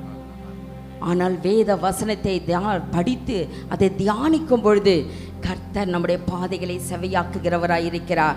உபத்திரவப்படும் போதெல்லாம் உடைய வசனம் என்னை உயிர்ப்பிக்கிறது என்று தாவீது சொல்றாரு. எப்பெல்லாம் வசனம் நம்ம உபத்திரவப்படுகிறோமோ, வேதனைகள் பெருகுகிறதோ, பாரங்களை சுமந்து கொண்டு இருக்கிறோமோ, அந்த நேரத்திலெல்லாம் வேத வசனத்தை எடுத்து வாசிங்க. சோதனையின் மத்தியிலே கர்த்தர் நம்மை உயிர்ப்பிக்கிற தேவனாய் இருக்கிறார். ஓ, ஒரு உயிர் மீட்சி நம்முடைய வாழ்க்கையில உண்டாகும். ஓ, நம்ம சோர்ந்து போக வேண்டியதில்லை. ஏனென்றால் ஆண்டோட வார்த்தை சொல்லுகிறது, பயப்படாதே, நான் உன்னோடு கூட இருக்கிறேன், திகையாதே, நான் உன் தேவன், நான் உன்னை பலப்படுத்தி உனக்கு சகாயம் வர பண்ணுவேன், நீதியின் வலது கரத்தினால் உன்னை தாங்குவேன். ஓ, இம்மட்டுமாய் தாங்கி வந்தாரே அந்த தேவனை கரங்களை தட்டி கர்த்தருக்கு நன்றி செலுத்தலாமா? தாவீது சொல்றாரு, ஓ உம்முடைய வசனத்தை நான் காத்து நடக்கும்படி சகல பொல்லாத வழிகளுக்கும் என் கால்களை விலக்குகிறேன். நம்முடைய கால்களை தேவன் விலக்குகிற தேவனாய் இருக்கிறார். உமது வேதம் என் மன மகிழ்ச்சியாய் இராதிருந்தால் என் துக்கத்திலே அழிந்து போயிருப்பேன். எத்தனை பேருக்கு துக்கம், வாரம் முழுவதும் துக்கம், மாதம் முழுவதும் துக்கம், வருடம் முழுவதும் துக்கத்தை நான் மூழ்கி கொண்டு இருக்கு. ஆனால் வேத வசனம் தான் நமக்கு ஆறுதல். ஓ, இதுவரை ஒருவேளை நீங்க படிக்காம இருக்கலாம், படிக்க தெரியாம இருக்கலாம், வேத வசனத்தை சுமந்திருக்கோம் ஆனால் படிக்காம இருக்கலாம், அதை திறக்காம இருக்கலாம். அன்றாட முதல் வேலையாக வேத வசனத்தை பிரிங்க. எழும்பின உடனே வேதத்தை பிரிங்க. செல்ஃபோனை பார்ப்பதை நிறுத்திடுங்க. வேத வசனத்தை பார்த்து அதை படிங்க. ஒரு தியானிக்கிறதுக்கு அப்புறம் இருக்கட்டும், முதல்ல படிங்க. அதில் ஒரு வசனமாவது உங்களோடு கூட இடைப்படும், நம்மோடு கூட இடைப்படுகிறது. ஏன்னா அது பேசுகிற வார்த்தை. அவர் உன்னை புல்லுள்ள இடங்களில் மேய்த்து அமர்ந்த தண்ணீரை கொண்டு போய் விடுகிறார். ஓ, கர்த்தருடைய வேதத்தை இரவும் பகலும் தியானமாய் இருக்கிற மனுஷன் அவன் பாக்கியவான் என்று சொல்லப்பட்டிருக்கிறது. அந்த பாக்கியத்தை நமக்கு வேணுமா? பாக்கியவதியாக மாறணுமா? பாக்கியம் உள்ளவனாய் மாறணுமா? அந்த வேத வசனத்தை வாசிப்பது தியானித்ததுனால்தான் அப்படிப்பட்டவன் தான் நீர்க்கால்களில் ஓரமாய் நடப்பட முடியும். தன் காலத்தில் தன் கனியை தர முடியும். இலையுதிராது இருக்கிற மரத்தை போல இருக்க முடியும். அவன் செய்வதெல்லாம் வாய்க்கும். நாம் ஆசிக்கிறோம், நான் செய்வதெல்லாம் வாய்க்கணும், நான் நினைக்கிறதெல்லாம் நடக்கணும், நம்ம வாஞ்சிக்கிறோம். ஆனாலும் ஏன் அந்த நினைச்சதெல்லாம் நடக்கல? ஏன் அந்த வாய்ப்புகள் இல்லை? நம்ம வேத வசனம் தியானிப்பதில் மிகவும் குறைவுள்ளவராயிருக்கு. இந்த நாட்களில் ஆடியோ பைபிள் ஒன்று வந்திருக்கு. இல்லைன்னா உங்கள் செல்ஃபோன்லேயே ஆடியோ பைபிள் அது ஸ்டோர் பண்ணிக்கோங்க. படிக்க தெரியாதவர்களுக்கு சொல்கிறேன், அழகாக அது எந்த டைம் ஃப்ரீயாக இருக்கீங்களோ அதை ஆன் பண்ணி விடுங்க. என்கிட்ட ஒரு 4-5 அப்படி வேதம் இருக்குது. ஒரு பைபிள் செல்ஃபோன் குட்டியாக வச்சுருக்கேன். அதன் விலை 250 ரூபா தான். நீங்கள் தேவைப்பட்டால் அதை நீங்கள் பெற்று செல்லுங்க. பிரவீன் கிட்ட இருந்து வாங்கி கொள்ளுங்கள். படிக்க தெரியாதவர்களுக்கு, படிக்க தெரிந்தவர்கள் நீங்கள் வேதத்தை வாசிங்க. அல்லது நீங்கள் செல்ஃபோனில் இருக்கு, நீங்கள் ஆடியோ அதை செட் பண்ணிக்கிட்டு நீங்கள் அதை கேளுங்க. எப்பொழுதெல்லாம் நீங்கள் கேட்குறீங்களோ அப்போல்லாம் உங்கள் காதுகளுக்கு இனிமையாக இருக்கும் அந்த வசனங்கள். உங்கள் வாழ்க்கையில் ஒரு உயிர் மீட்சி உண்டாகும், ஒரு ஜீவன் உண்டாகும். ஓ ஜீசஸ், நான் சொல்லி அந்த வார்த்தைகளை கேட்டு இதன்படி செய்கிறவன் கண்மையின் மேல் கட்டின புத்தியுள்ள மனுஷனுக்கு ஒப்பிடுவேன் என்று சொல்லப்பட்டிருக்கிறது. இதை நம்ம வாசிப்பது மாத்திரம் அல்ல, ஓ இதன்படி செய்ய நம்மை ஒப்பு கொடுக்கலாமா? Thank you Jesus. நன்றி செலுத்துகிறோம் அப்பா, நன்றி செலுத்துகிறோம் ஆண்டவரே, நன்றி செலுத்துகிறோம் அப்பா. இந்த கால வேளையில் உங்களுடைய பிள்ளைகள் ஆண்டவரே ஆலயத்தை தேடி ஓடி வந்திருக்காங்கப்பா. என்னென்ன தேவைகள் உண்டோ அந்த தேவைகளை எல்லாம் கர்த்தர் சந்திங்க. விசேஷமாக வேதத்தை வாசிக்க தியானிக்க கர்த்தர் உதவி செய்யுங்க அப்பா. நீர் கொடுத்த அந்த கட்டளைகளுக்கு கீழ்ப்படிய உதவி செய்யுங்க. அந்த கட்டளைகளை நாங்கள் மீறினால் அது பாவமாகுமே அப்பா. அந்த பாவத்துக்கு நாங்கள் விலகி இருக்க நீங்கள் என்ன அந்த வேதத்தில் எழுதியிருக்கீங்களோ அதை வாசிக்கிற அந்த நாளிலே நாங்கள் அந்த வார்த்தைக்கு நாங்கள் கீழ்ப்படிந்து நடக்க எங்களுக்கு அனுக்கிரகம் செய்யுங்க. ஆவியானவர் எங்களுக்கு ஒத்தாசை செய்யுங்கப்பா. இந்த உலகத்தில் எங்களை ஜெயிக்கிற ஆண்டவரே, எங்களை மேற்கொள்ள அநேக அம்புகள் வெய்யப்பட்டு கொண்டிருக்கிறதே, ஆனாலும் உம்முடைய கரம், உம்முடைய பலத்த கரம் எங்களோடு இருக்கிறபடியால் உமக்கு நன்றி செலுத்துகிறோம் அப்பா. தகப்பனே, நாங்கள் வீழ்ந்து விடாதபடி ஆண்டவரே நாங்கள் நல்ல ஆண்டவரே வசனத்தின் மேலே நாங்கள் நிற்க எங்களுக்கு அனுக்கிரகம் செய்வீராக. உம்முடைய வார்த்தையை நாங்கள் கேட்டு நடக்க ஒவ்வொருவர் மீது ஒரு விசேஷித்த அபிஷேகத்தை இப்பொழுது ஊற்றுவீராக. வேத வசனத்தின்படி அல்லது அன்றோடு படிக்க தெரியாதவர்கள் இந்த பிரசங்கத்தை கேட்டு அதன்படி இந்த வாரம் முழுவதும் நடக்க ஒரு விசேஷித்த அபிஷேகத்தை உடைய பிள்ளைகள் மீது ஊற்ற வேண்டுமாய் ஜெபிக்கிறாங்க தாவே. ஒரு சக்கினா மகிமை இந்த ஆலயம் முழுவதும் நிரம்பி இருக்கிறதுக்காய் நன்றி செலுத்துகிறோம். உம்முடைய மகிமையினால் மூடப்பட்டு இருக்கிறது. ஓ, ஒவ்வொருவரும் அதை உணர்ந்து கடந்து செல்ல இந்த வாரம் முழுவதும் உடைய மகிமையால் நிரப்பப்பட கர்த்தர் நீர் உம்முடைய பிள்ளைகளுக்கு அனுக்கிரகம் செய்தல வேண்டுமா ஜெபிக்கிறாங்க தாவே. அப்பா, என்னென்ன ஏக்கங்கள் உண்டோ, என்னென்ன தேவைகள் உண்டோ அந்த தேவைகளை எல்லாம் கர்த்தர் நீ சந்தித்து உம்முடைய பிள்ளைகளை நீ சமாதானத்தோடு அனுப்ப வேண்டுமா ஜெபிக்கிறாங்க தாவே. உம்முடைய ஆண்டவர் இந்த வருட வாக்குத்தத்தத்தின்படி என் நாமத்தினாலே எதை கேட்டாலும் அதை நான் செய்வேன் என்று சொன்ன கர்த்தர், இந்த மாத வாக்குத்தத்தின்படி நான் உனக்கு ஆரோக்கிய வர பண்ணி உன் காயங்களை ஆற்றுவேன் என்று சொன்னீரே. உம்முடைய பிள்ளைகளுக்கு ஆரோக்கிய வர பண்ணுவீராக, காயங்களை ஆற்றுவீராக, தழும்புகளை மறைய பண்ணுவீராக. ஓ ஜீசஸ், என்னென்ன பலவீனங்கள் உண்டோ, ஓ பலவீனத்தை உண்டு பண்ணுகிற அசுத்த அந்தகார ஆவிகள் இயேசுவின் நாமத்தினாலே பிள்ளைகளை விட்டு ஓடி போ என்று கட்டளை கொடுக்கிறோம். ஓடி போ பொல்லாத ஆவியே. உம்முடைய பிள்ளைகளை வாதிக்க அதிகாரம் கிடையாது. தேவனுடைய பிள்ளைகளை வாதிக்க உனக்கு அதிகாரம் கிடையாது. இயேசுவின் நாமத்தினாலே உச்சம் தலை முதல் உள்ளம் கால் வரை இயேசுவின் ரத்தம் பாய்ந்து செல்லட்டும். எந்தெந்த நரம்பு நாடி தசைகளில் எலும்புகளிலே திசுக்களில் அணுக்களிலே அப்பா எல்லாவற்றிலும் இயேசுவின் ரத்தம் பாய்ந்து செல்லட்டும் அப்பா. உன் வியாதியை உன்னை விட்டு விலக்குவேன் என்று சொன்னீங்கப்பா. நீ சொன்னதை செய்து முடிக்கிற ஆண்டவர், வாக்கு பண்ணினதை நிறைவேற்ற வல்லவர். ஓ, ஒரு வாதியம் பிள்ளைகளை நெருங்காதபடி காத்துக்கொள்ளுங்க. ஓ, பொல்லாப்புனுக்கு நேரிடாது என்று சொன்னீரே, எந்த பொல்லாப்பும் உங்களுடைய பிள்ளைகளை தொடாதபடி கர்த்தர் காத்துக்கொள்ளுங்க. உன் அலங்கத்துக்குள்ளே சமாதானமும் அரமணிக்குள்ளே சுகமும் இருப்பதாக என்று சொன்னீரே. இந்த உலகத்திலே நான் வாழ்கின்ற நாளெல்லாம் ஓ, உம்முடைய தெய்வீக சமாதானமும் எங்கள் உடலில் ஒரு ஆரோக்கியத்தை கர்த்தர் கட்டளிட வேண்டுமா ஜெபிக்கிறேன் கர்த்தாவே. அநேகருக்கு நாங்கள் ஆசீர்வாதம் உள்ள பாத்திரங்களாய் விளங்க கர்த்தர் எங்களுக்கு அனுக்கிரகம் செய்வீராக. எங்களுக்குள்ளாய் தெய்வ சாயலை கர்த்தர் காண்பிப்பீராக. எங்களை காண்கிறவர் தெய்வ சாயலை காணட்டும் அப்பா. உம்மை நாங்கள் தரித்தவர்களாய், ஓ உம்மையே நாங்கள் சிந்திக்கிறவர்களாய், ஓ உம்மோடு நாங்கள் உறவாடுகிறவர்களாய் காணப்பட கர்த்தர் எங்கள் ஒவ்வொருவருக்கும் நீர் அனுக்கிரகம் செய்தல வேண்டுமா ஜெபிக்கிறேன் கர்த்தாவே. அப்பா, அந்த நாளில் புதிதாய் வந்த தேவ பிள்ளைகளும் கரத்தில் தருகிறோம். என்னென்ன தேவையோடு வந்திருக்காங்களோ, துக்கத்தோடு வந்திருக்காங்களோ, எல்லா துக்கங்களும் மாறட்டும். உன் துக்கம் எல்லாவற்றையும் மாற்றி நீ சந்தோஷத்தினால் நிரப்ப வேண்டுமா ஜெபிக்கிறேன் கர்த்தாவே. அவர்கள் ஆறுதல் அடைந்து கடந்து செல்லட்டும். எங்களை எல்லாம் தாழ்த்துற வெறுமையாக்குகிறோம். செய்தி கொடுத்த உடைய தாசனை கர்த்தாவின்னா அநேக லட்சங்கள் கர்த்தனை பயன்படுத்துவீராக. எல்லா பலவீனங்களை கர்த்தனை மாற்றுவீராக. உங்களுடைய பலத்தினால் எடை கட்டி கொள்ள வேண்டுமா ஜெபிக்கிறேன் கர்த்தாவே. நீர் அழைத்தவர் உண்மை உள்ளவர். எங்களை எந்த நோக்கத்தோடு இந்த பகுதியில் நீர் அழைத்து வந்தீரோ அந்த நோக்க திட்டங்களை நாங்கள் நிறைவேற்றி எங்களை அர்ப்பணிக்கிறோம் அப்பா. ஆண்டவரே, எங்களை முற்றிலுமாய் உம்முடைய கரத்தில் அர்ப்பணிக்கிறோம். நீர் எங்கள் மூலமாய் கிரியை செய்வீராக. உம்முடைய நாமத்துக்கு மகிமை வர பண்ணுவீராக. எதிராக எழும்புகிற ஆயுதங்கள் வாய்க்காதே போகட்டும் இயேசுவின் நாமத்தினாலே. தொடர்ந்து எங்களை எல்லாம் தாழ்த்துற வெறுமையாக்குகிறோம். துதி கன மகிமை யாவற்றையும் உமக்கு செலுத்துகிறோம். இயேசுவின் மூலம் ஜெபிக்கிறோம் எங்கள் நல்ல பிதாவே, ஆமென். என் ஆத்துமாவே கர்த்தரை ஸ்தோத்திரி, என் முழு உள்ளமே பரிசுத்த நாமத்தை ஸ்தோத்திரி. என் ஆத்துமாவே கர்த்தரை ஸ்தோத்திரி, கர்த்தர் செய்த சகல உபகாரங்களையும் மறவாதே. ஆமென். நம்முடைய கர்த்தராகிய இயேசு கிறிஸ்துவின் கிருபையும் பிதாவாகிய தேவனுடைய அன்பும் பரிசுத்தாவினுடைய அந்யோன்ய ஐக்கியமும் சமாதானமும் சந்தோஷமும் இன்றைக்கும் என்றைக்கும் சதா காலங்க நம் அனைவரோடு கூட இருப்பதாக. ஆமென். அல்லேலூயா, அல்லேலூயா, அல்லேலூயா. God bless you. கர்த்தர் உங்களை ஆசீர்வதிப்பாராக. ஆமென், ஆமென்.